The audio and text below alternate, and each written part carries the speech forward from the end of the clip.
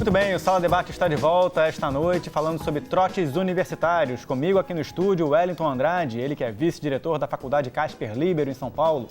Mário Miranda, presidente da Comissão de Direito à Educação da Ordem dos Advogados do Brasil do Rio de Janeiro. Luiz Felipe Sá, estudante de comunicação do 6º período do curso de Publicidade e Propaganda da UFRJ.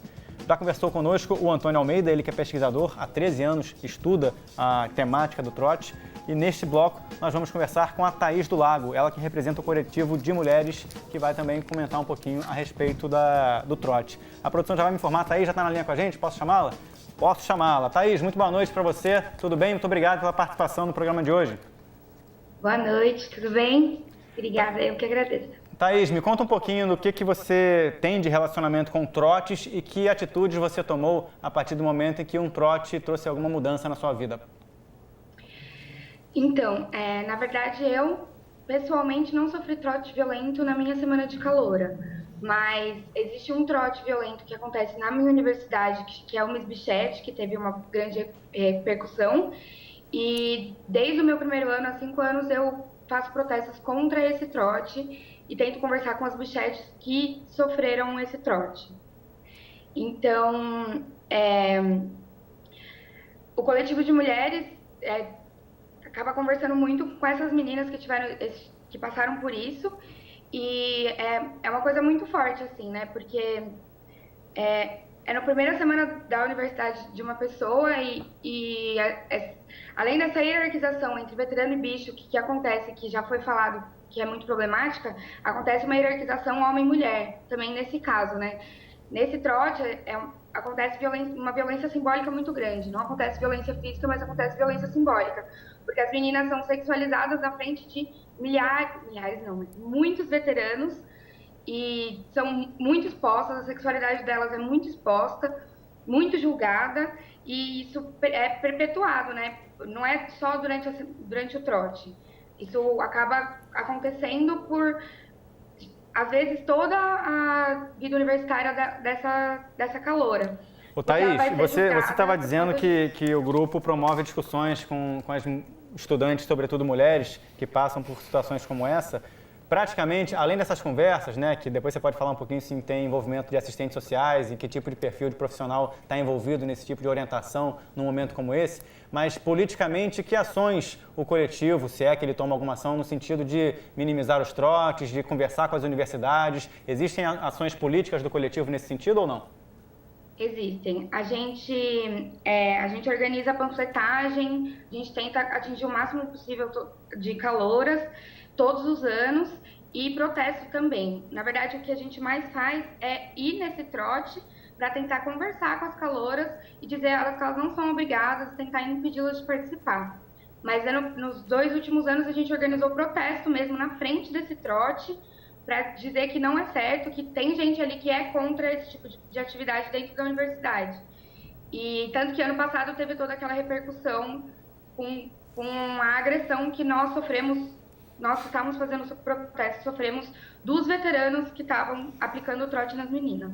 Vou pedir para a Thaís continuar na linha com a gente, Thaís. Eu vou trazer essa sua observação aqui para os nossos convidados no estúdio e já volto a falar com você, tudo bem?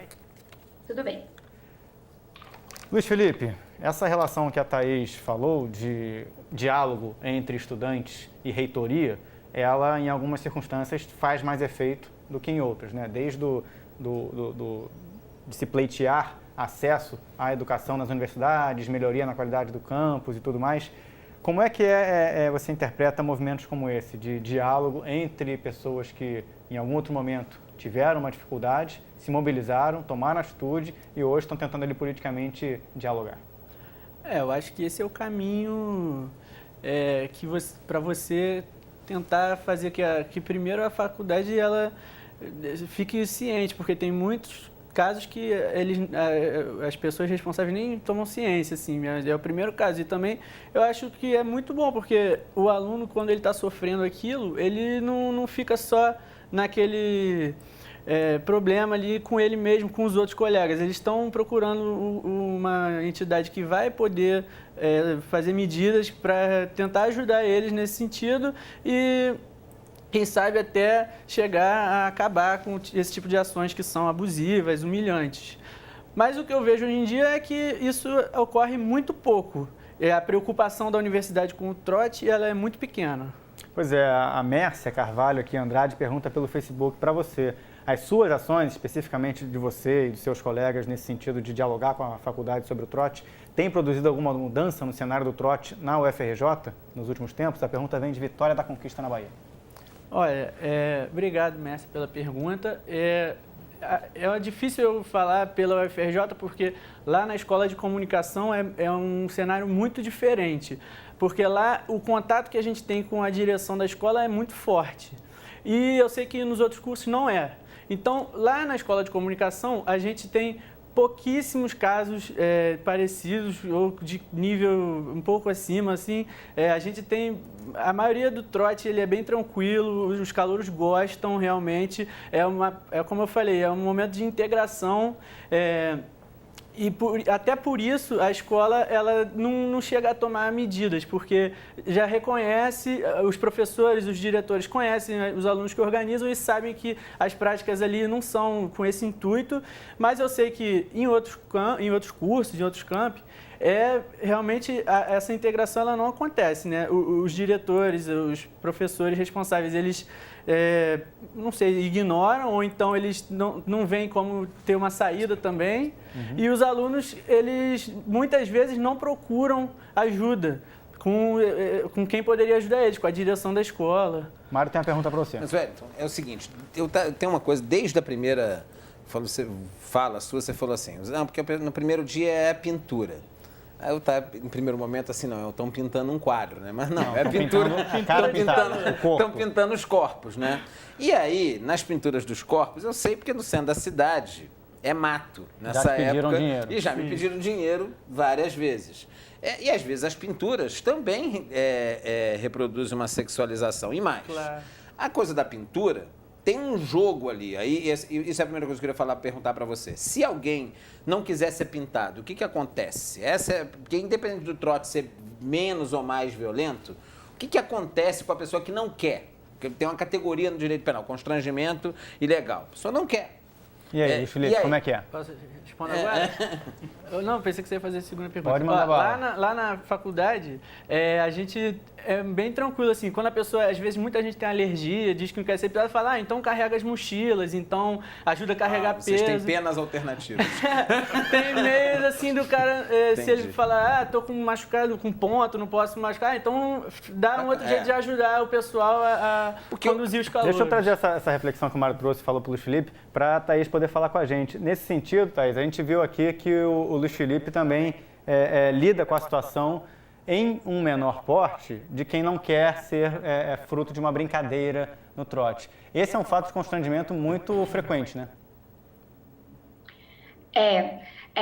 Acontece que eu vi muito pouco veteranos falarem, não, você vai participar, você vai subir, você vai fazer essas coisas, mas é uma pressão muito grande, né? Você tá chegando num ambiente novo, você não conhece ninguém, você quer se integrar, e aí você acaba sendo levado para uma situação que muitas vezes, se você estivesse numa posição de maior conforto, você não deixaria acontecer, né? Rola uma pressão muito grande, assim. Para você ser legal, para você ser integrado, você tem que participar, você tem que aceitar, você tem que fazer tudo que for pedido. Você não pode ter frescura, você não pode ser o bicho chato ou a bichete chata. E ainda tem esse momento, né? O aluno está deixando ali um ambiente escolar, né? Com uma rotina completamente voltada para a hora do recreio, uma dinâmica diferente com professores e passa para um ambiente, não vou dizer onde a fase adulta chega, mas ele também se sente intimidado pela própria questão da hierarquização da idade, né, Elton? Claro. Então, eu acho que ele é desafiado e muitas vezes ele quer corresponder também a esse ambiente de pressão. Só que eu acho que ele não pode ser submetido, obviamente, à violência. Mas que também faz parte de uma sedução ali, de quem está entrando, querer integrar esse momento, essa aprovação, também há. Isso é um dado, acho que é antropológico. Agora, a instituição tem que garantir a segurança do aluno também, obviamente. Vamos lá, muitas perguntas aqui pelo Facebook, já vou passar de novo a palavra para o Mário. Perguntas aqui do Matheus, olha, podemos afirmar que esses alunos trotistas têm um perfil perseguidor, no sentido de se impor com o prazer da humilhação para os demais? Algumas participações não são na fase de perguntas, são apenas também comentários, né? O Paulo Batistella, como funciona a organização do trote? Ô, Luiz Felipe, você já respondeu essa pergunta aqui para o Paulo Batistella. Essas organizações demoram para serem feitas? Não? Essas organizações levam tempo? Vocês pesquisam no anterior? Levam. Isso é uma coisa que é feita na hora, Não, no dia? leva tempo. A gente, como no início eu falei, mas eu acho que eu não deixei muito claro, a organização do trote, ela leva uma semana. Quer dizer, o trote leva uma semana, que é a Semana dos Calouros, e dentro dessa semana, além da pintura, não dos quadros, dos alunos, tem eventos como palestras, debates, né? E aí, com isso, a gente tem que fazer uma curadoria, chamar os participantes que vão acrescentar mais, que vão estar com a agenda livre. E isso aí, claro, leva um tempo. A gente já chamou pessoas muito importantes lá na faculdade e, claro, para isso aí leva um tempo. Tem que reservar a agenda, tem que... uma série de coisas que a gente tem que cumprir para sair certinho. E leva tempo, sim. Mário. Bom, dependendo da palestra, eu prefiro ser pintado, né? Mas tirando isso, assim, eu acho que... Já deu palestra em trote? Acho que eu já dei aula trote. Mas, assim, o que eu fico pensando é que acho que cada prática dessa tem que ser decupada, etnografada, compreendida. Porque pensando no argumento do professor da Federal de São Carlos, pesquisador sobre o tema, sobre a discussão da igualdade, do subjugar, o copinho pedindo dinheiro, de alguma forma tem um jogo ali, porque o dinheiro arrecadado reverte para o próprio calouro na tal da chopada. Exatamente. Então, você tem um jogo ali que é um jogo de alguma inclusão, mas e ao mesmo tempo de algo que irá reverter. Só que a minha pergunta era, será que se alguém... Eu sei que eles estabelecem cotas, né? Tem que ficar pintado até conseguir tanto de valor. Será que se alguém pegasse, não, eu vou dar esse valor... Ela não... Sem problema nenhum. Isso acontece, né? Isso acontece. Isso acontece. Pois é, mas acontece nas práticas sociais ou fica vigiando para ver se está pintado? Sem problema nenhum. Se o cara quiser falar assim, não quero ser pintado, não, vou pagar agora... Porque eu acho que isso também queria dizer, também discutindo a questão da lei, de leis, criminalização do trote... Efetivamente, as práticas têm que ser melhor compreendidas e eu tendo a crer não, a minha posição hoje é que as práticas excessivas no fenômeno trote, na conjuntura trote, existe previsão legal para reprimi-las. Existe previsão legal nas três esferas. O que há, inclusive, hoje é uma pressão de que universidades que não tinham punições no âmbito administrativo e política pedagógica interna para lidar com isso, comecem a ter. Thaís, o que você acha dessa discussão sobre a punição no âmbito criminal? Você conhece alguma situação aí na sua região onde estudantes foram punidos criminalmente pelo agravante na situação do trote, ou essas punições sempre ficaram no âmbito administrativo do regimento das universidades? Eu não tenho conhecimento de nenhuma punição criminal. O máximo que eu já ouvi falar é realmente uma punição administrativa da universidade, que foi o que aconteceu também no ano passado, que no trote, com o protesto, eles começaram a reprimir as protestantes e eles ficaram nus, né, para reprimir a gente, para assustar, né? E aí eles foram punidos pela universidade. Só que é incrível, porque nesse mesmo momento a gente foi agredida, jogaram coisa na gente, jogaram bomba na gente, perseguiram a gente, agarraram várias meninas e eles foram punidos só por isso, né? Então, a punição criminal eu acho que é bem difícil de acontecer, até porque tem essa coisa de não conseguir provar, né? Porque quem... né, não tem imagem, não tem como, né? Então, Mas hoje em dia, Thaís, até que ponto as redes sociais, a gente percebe até pelo narcisismo das pessoas, a vontade de compartilhar fotos, vídeos e se expor para o mundo, até que ponto as redes sociais não se transformaram numa ferramenta para que essa punição de fato aconteça? Queria que você falasse um pouquinho sobre esse histórico. De 2, 3 anos para cá, acho que a gente consegue ver numa velocidade muito forte, muito rápida, uma quantidade imensa de fotos, vídeos compartilhados e até pela própria vontade de alunos de se exporem nesses ambientes. Isso não trouxe aí na sua região uma quantidade de provas suficiente para que as punições fossem pleiteadas? Isso realmente ajuda bastante, né? Ajuda muito. A rede social, ela está servindo como forma de denúncia para todo tipo de coisa, né? E também do trote.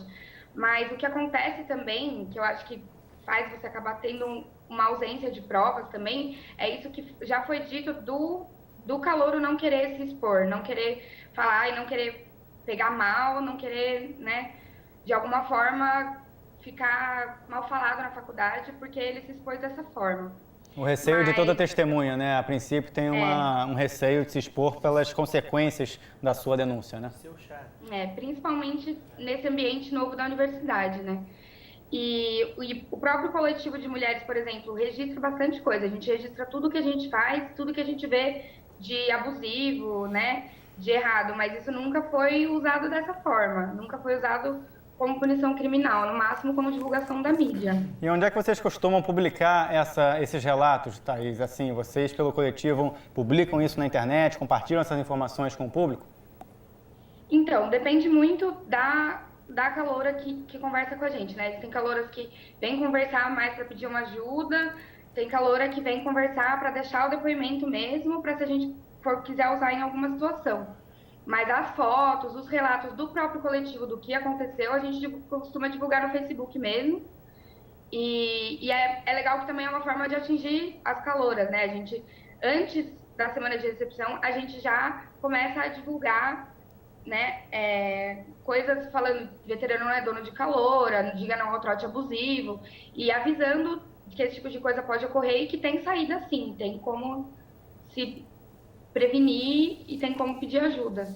Uma última pergunta para você, Thaís. Você percebeu alguma evolução na política pública da sua região em virtude das ações do coletivo sobre esse assunto nos últimos tempos, independentemente da relação com a universidade? Você percebeu alguma secretaria do Poder Municipal atuando nesse sentido? Comissões de Direitos Humanos, Secretaria de Educação? Você percebeu alguma ação mais prática de mudança de lei ou de postura do Poder Público aí, não?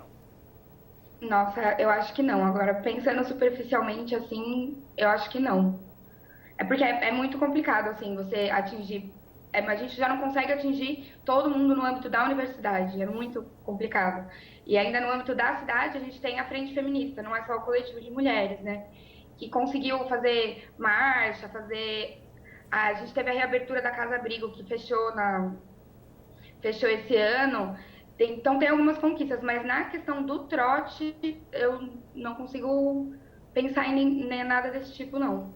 Isso é um hiato, né, Mara? A gente percebe, e muitas vezes, até falando um pouco sobre as manifestações que vêm demandando uma série de cobranças no Brasil desde meados do ano passado, um certo hiato entre uma coisa e outra, né? A gente percebe que há a demanda por alguma mudança, mas, num dado momento, alguns movimentos se enfraquecem e não conseguem, de fato, mudar uma lei ou fiscalizar mais uma punição. Que caminho que você recomenda para que essas articulações da sociedade ganhem coro e consigam, de fato, mudar alguma coisa? Acho que a gente está aqui num canal que é visto como um projeto social e não como algo regular. É um dado, né? Por exemplo, um canal como esse que coloca em dar visibilidade para um coletivo de estudantes universitários, isso deveria ser o comum e não um projeto social de comunicação. Isso é que deveria ser o regular, porque o que essas meninas estão fazendo lá em São Carlos é efetivamente nesse processo de tornar a entrada na universidade como algo doméstico, elas estão dizendo para quem está chegando, para ser aceito, não precisa passar por isso. Existem outras alternativas. E acho que isso é muito mais eficaz do que qualquer panaceia de nova legislação.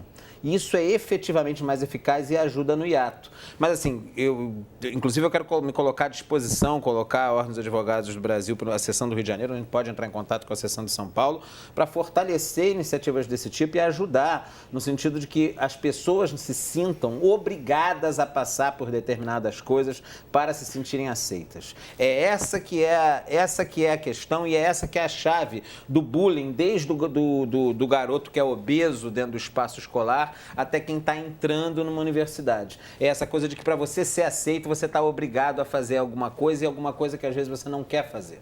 E num país que a diferença nos níveis de educação às vezes são gritantes, a pessoa que não tem tanto, não vou dizer nível educacional, mas não tem tanto acesso a uma formação, às vezes não se sente empoderada para batalhar pelos seus direitos. E aí? Esse é um outro ponto. A gente tem que entender... A pessoa se intimida, né? E a gente tem que entender que na esteira do desenvolvimento econômico que o país teve, você teve pessoas que são famílias que estão tendo seus primeiros entes familiares graduandos e entrando em curso superior. E nesse momento as pessoas acham que tem que passar por tudo para chegar àquilo. Então a gente tem que ter também essa sensibilidade, as universidades têm que ter essa sensibilidade. Mas eu queria acrescentar uma coisa, que eu acho que está havendo um barateamento também do que seja a formação universitária. Acho que com a expansão e talvez com uma certa falta de rigor, acho que a instituição de ensino tem fracassado na sua missão, digamos, de fornecer conteúdo, os chamados conteúdos de consciência crítica.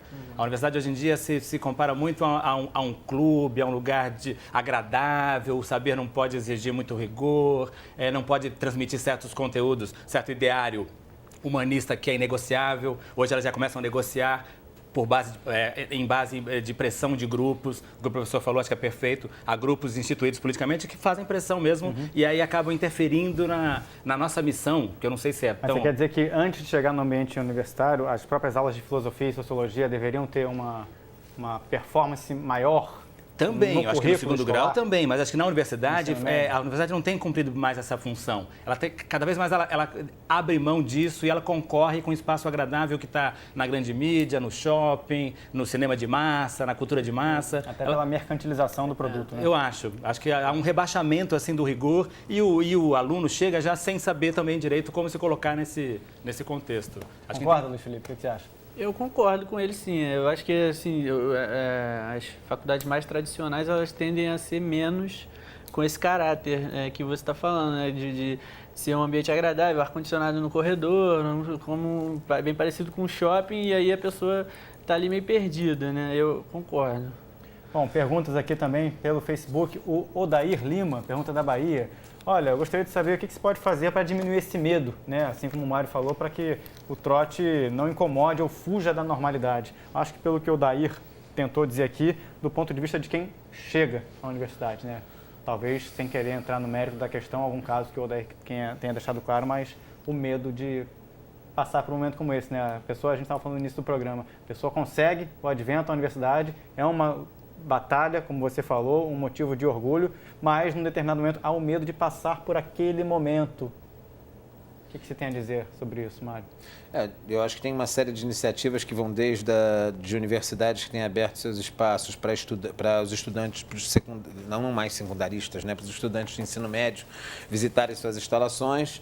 Acho que passa por alguns aspectos de organização, não meramente dos regimentos internos, das normas administrativas, mas do projeto político-pedagógico das universidades e um acompanhamento mais de perto dessa transição. Efetivamente, a universidade ela chega a pouco, ela se valoriza a partir dessa ideia de que eu sou um Olimpo. Então, acho que ela tem que se aproximar mais.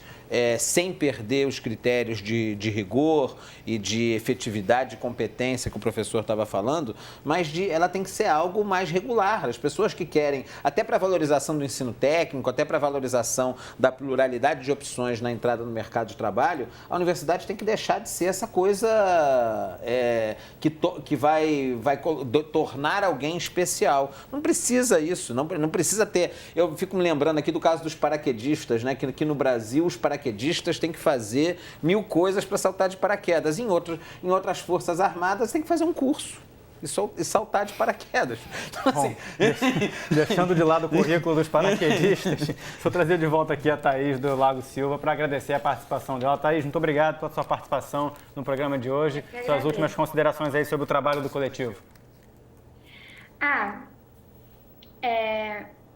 A gente tá aí, esse ano não teve, tamo aí. Tá certo, aí vocês estão aí e a gente coloca aqui nas palavras do Mário Miranda a Ordem dos Advogados do Brasil em contato com vocês para poderem fazer qualquer tipo de articulação. Obrigado, Thaís. Obrigada. Mário, obrigado pela participação, suas últimas considerações no programa de hoje. Primeiro, parabéns aí pela questão de gênero. Quero dar uma boa noite para o meu muito amigo Luiz André, né, que me colocou numa pergunta importante que eu espero que eu tenha explicado. Tem outras 3 ou 4 dele aqui no Facebook, não deu tempo de fazer para você. Depois você fala com ele. Depois eu falo com ele em particular, fala para ele mandar para mim em inbox, mas eu agradeço a reflexão e agradeço a oportunidade de debater um tema que é muito importante e espero que eu tenha dado uma contribuição que tenha transcendido a letra da lei, né? Porque umas pessoas querem que as coisas desaguem na lei e o judiciário está abarrotado e o campo do direito está operando de determinada forma porque os profissionais do direito sabem fazer outras coisas. Não se resolve as coisas meramente na lei positiva, né? Luiz Felipe Sá, estudante de comunicação da UFRJ, obrigado pela participação no programa de hoje. Suas últimas palavras. Bom, agradeço o convite e a oportunidade de estar aqui com vocês e debatendo de um tema que é tão importante e que eu dou maior importância. E eu acho que, assim, os alunos têm que procurar cada vez mais iniciativas que vão fazer daquele momento melhor, né? Não adianta você ficar triste e não fazer nada. Assim, muita coisa melhorou porque algumas pessoas, eu também, foram lá e falaram, não, vamos fazer diferente, vamos procurar fazer melhor para os calouros se sentirem bem. Então, acho que o cara, se ele sofrer algum tipo de agressão, alguma coisa assim, não adianta só reclamar para os colegas, ele tem que buscar, de alguma forma, unir essas pessoas num esforço para tirar aquele cara dali que está ali incomodando e para ele fazer o negócio de uma forma mais agradável.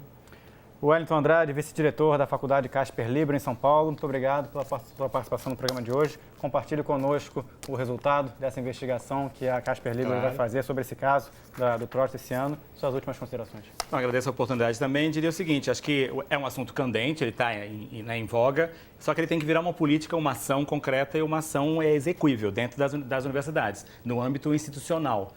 Eu como professor, sempre acredito que é possível mudar as práticas. Nosso muito obrigado também ao Antônio Almeida, ele que é pesquisador, falou conosco pela internet, a Thaís do Lago, do Coletivo Mulheres, e a todos que participaram pelo Facebook, pelo Twitter, aqui uma série de perguntas. Quem quiser, entre na página do Canal Futura, no facebook.com, deixe lá seu comentário e acompanhe tudo que foi dito no programa de hoje sobre trotes. Lembrando a você que o Sala Debate volta aos domingos, a reprise é aos domingos, às 9 da noite, e ele permanece aí para sua consulta no YouTube e no site do Canal Futura, futura.org.br. Até a semana que vem. Tchau, tchau.